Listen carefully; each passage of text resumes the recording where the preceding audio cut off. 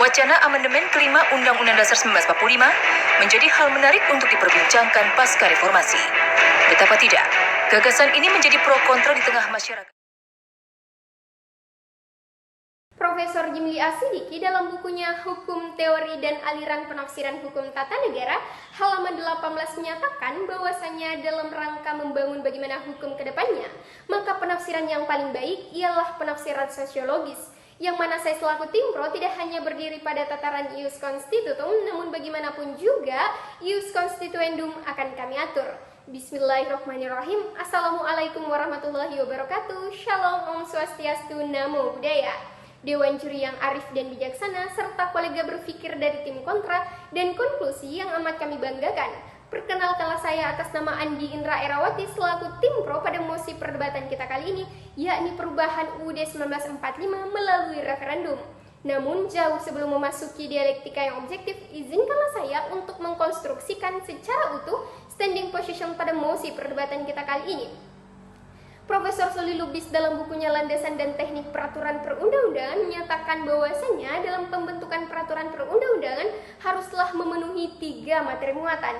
Yang pertama landasan filosofis, yang kedua landasan sosiologis, dan yang ketiga landasan yuridis. Ketika kita menelisik dalam landasan sosiologis, jelas menekankan bahwasanya dalam pertimbangan pembentukan peraturan perundang-undangan haruslah memenuhi kebutuhan masyarakat dalam berbagai aspek. Namun nyatanya dalam pembentukan peraturan perundang-undangan saat ini lebih dominan pengkajian dari segi landasan yuridis dan filosofisnya saja, dan sangat minim dalam pengkajian dari segi landasan sosiologis itu sendiri. Padahal nyatanya dalam pembentukan peraturan perundang-undangan haruslah memenuhi kebutuhan masyarakat. Bagaimana mungkin negara dapat memenuhi kebutuhan masyarakat sedangkan dalam proses pembentukannya saja rakyat tidak diikut sertakan ketika MPR hendak ingin melakukan perubahan amandemen kelima UUD 1945. Oleh karenanya, gagasan yang sangat tepat ialah sebelum melakukan perubahan UUD 1945 haruslah melalui referendum terlebih dahulu, yang mana istilah referendum sendiri merupakan kegiatan meminta pendapat rakyat secara langsung terkait setuju tidaknya atas kehendak MPR untuk melakukan perubahan UUD 1945. Pun ketika kita merujuk kepada landasan yuridis konstitusional, tepatnya pada pasal 5 Undang-Undang Nomor 12 Tahun 2011 tentang pembentukan peraturan perundang-undangan, menyatakan bahwasanya dalam pembentukan peraturan perundang-undangan haruslah memenuhi asas-asas pembentukan peraturan perundang-undangan, mulai dari asas kejelasan tujuan, asas kelembagaan atau pejabat berwenang membentuk, asas kesesuaian antara jenis hierarki dan materi muatan, asas kedayagunaan dan kehasilgunaan, asas dapat dilaksanakan, dan yang terakhir asas keterbukaan. Ketika kita menelaah secara lebih komprehensif dalam asas keterbukaan, jelas menekankan bahwasanya dalam pembentukan peraturan perundang-undangan mulai dari pembahasan, perencanaan, penyusunan, pengesahan, bahkan sampai kepada pengundangan haruslah dilakukan secara transparan dan terbuka. Yang mana dalam hal ini ketika MPR hendak ingin melakukan perubahan UUD 1945 haruslah meminta jejak pendapat rakyat terlebih dahulu apakah adanya urgensitas perubahan UUD 1945 tersebut.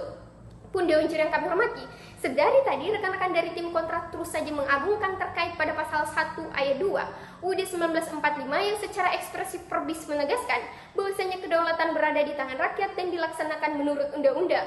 Rekan-rekanku hanya melakukan penafsiran gramatikal terkait adanya frasa dilaksanakan menurut undang-undang. Padahal ketika kita melakukan penafsiran historis, interpretasi pada pasal 1 ayat 2 adanya frasa kedaulatan berada di tangan rakyat. Artinya apa? Rakyat mempunyai hak untuk menyampaikan usulan apabila perubahan UUD 1945 itu dilakukan. Yang mana dalam hal ini Dewan Juri yang kami hormati, kami tidak memunafikkan MPR selaku lembaga perwakilan itu sendiri. Tetapi seyogyanya ketika MPR hendak ingin melakukan perubahan UUD 1945 haruslah terlebih dahulu meminta jejak pendapat kepada rakyat apakah perubahan UUD 1945 perlu atau tidak perlu dilakukan. Karena kenapa? Banyak sekali perubahan atau pembentukan peraturan perundang-undangan yang dibuat oleh positif legislator itu menuai kontroversi di masyarakat. Pun dalam hal ilmu perbandingan ketatanegaraan kita dapat berkaca kepada negara Rusia. Rusia membuka mekanisme melalui mekanisme referendum terkait perubahan konstitusinya terkait pada pasal perubahan masa jabatan presiden selama 2 periode. Lantas mengapa rekan-rekan dari tim kontra justru mengecualikan ketika adanya perubahan Undang-Undang Dasar 1945 melalui referendum itu sendiri dengan dalih akan mencederai MPR selaku lembaga perwakilan? Maka dari itu, kami menentang rekan-rekan dari tim kontra untuk membuktikan di manakah kemudian letak relevansi ketika tidak adanya pemberlakuan mekanisme referendum justru tidak akan mencederai daripada asas demokrasi itu sendiri. Oleh karenanya, solusi yang kami tawarkan ialah sebelum melakukan perubahan UUD 1945 haruslah melalui referendum terlebih dahulu. Adapun mekanismenya, yang pertama, Presiden membentuk badan pelaksana referendum. Yang kedua, setelah Presiden membentuk badan pelaksana referendum, maka barulah dibentuk panitia pelaksana referendum di tingkat provinsi, kabupaten, kecamatan, desa. Dan yang ketiga, setelah panitia pelaksana referendum dibentuk, maka barulah dibentuk panitia pengawas referendum. Dan yang keempat, setelah itu, adapun mengenai tujuan, fungsi, dan lain-lain akan diatur melalui peraturan pemerintah. Sekali lagi kami tegaskan, kami tetap berada pada posisi pro pada mosi perubahan UUD 1945 melalui referendum. Sekian dan salam konstitusi. Let's salute the people at la supremiloi. Hukum tertinggi adalah perlindungan masyarakat. Bismillahirrahmanirrahim. Assalamualaikum warahmatullahi wabarakatuh. Shalom, Om Swastiastu, Namo Buddhaya, salam kebajikan.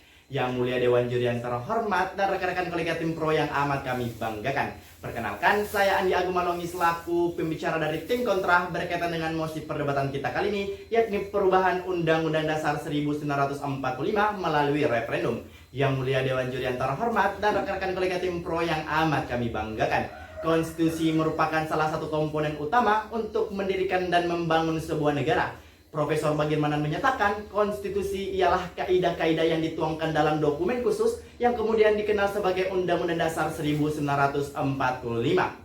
Indonesia sebagai negara yang merdeka tentunya memiliki sebuah konstitusi sebagai landasan berkehidupan bermasyarakat, berbangsa, dan bernegara. Namun bukan berarti Indonesia tidak pernah mengalami perubahan Undang-Undang Dasar 1945.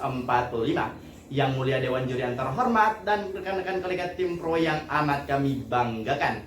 Untuk menjamin hak konstitusional warga negara pada perkembangan era zaman sekarang ini, maka diperlukanlah sebuah mekanisme perubahan atau amandemen Undang-Undang Dasar 1945. Namun dalam konteks perdebatan kita kali ini, yakni bagaimana kita bisa membuktikan bahwasanya perubahan Undang-Undang Dasar 1945 melalui referendum bukanlah hal yang tepat untuk diterapkan di Indonesia.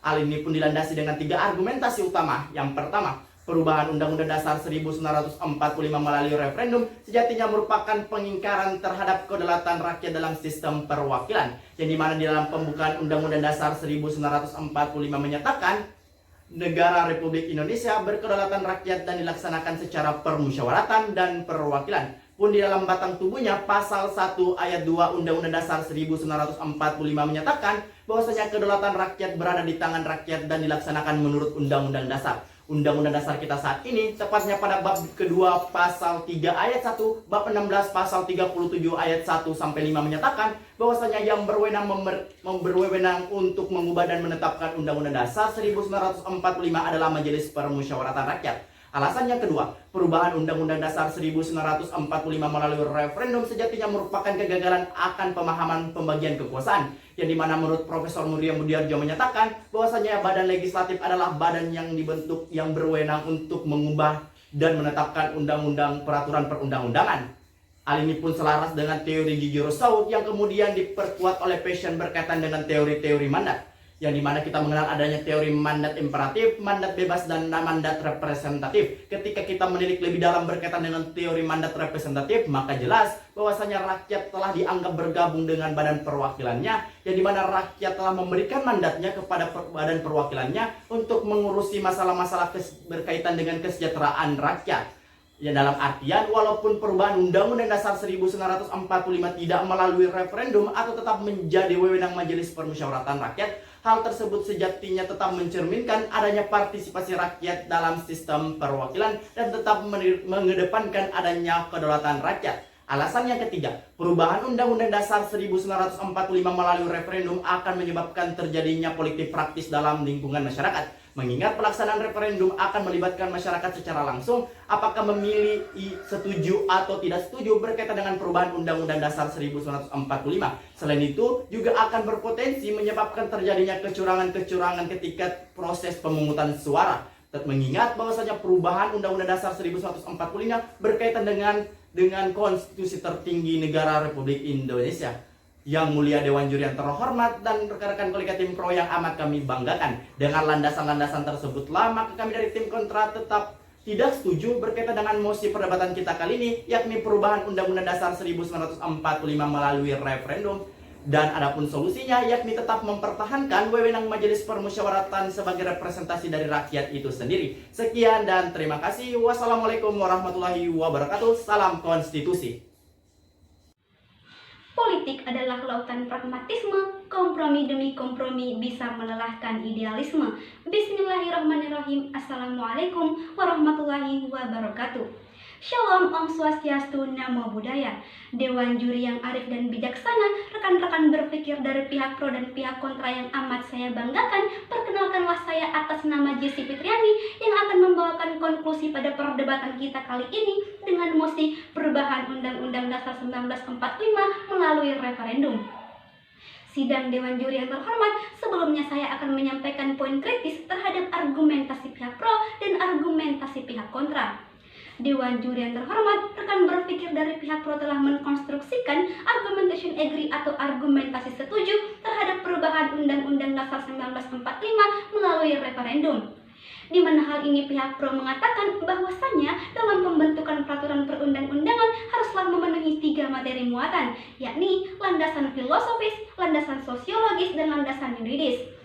Dalam hal ini pihak pro pun menyampaikan bahwasannya dalam pembentukan peraturan perundang-undangan saat ini lebih dominan dalam landasan filosofis dan yuridisnya saja, dan minim dalam pembentukan landasan sosiologis, di mana hal ini dalam pembentukan peraturan perundang-undangan harus memenuhi berbagai aspek.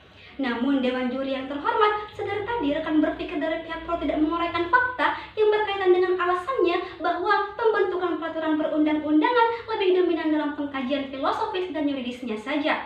Padahal dalam pembentukan peraturan perundang-undangan sudah bisa kita katakan mengedepankan landasan sosiologis, di mana kita tahu bahwasannya adanya tata nilai dan hukum yang hidup dalam masyarakat.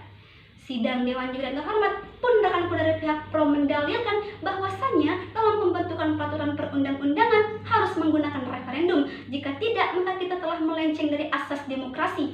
Namun Dewan Juri yang terhormat, Indonesia adalah negara hukum. Dalam hal ini dari sudut pandang hukum jelas bahwa TAP MPR RI nomor 8 tahun 1998 telah mencabut adanya referendum.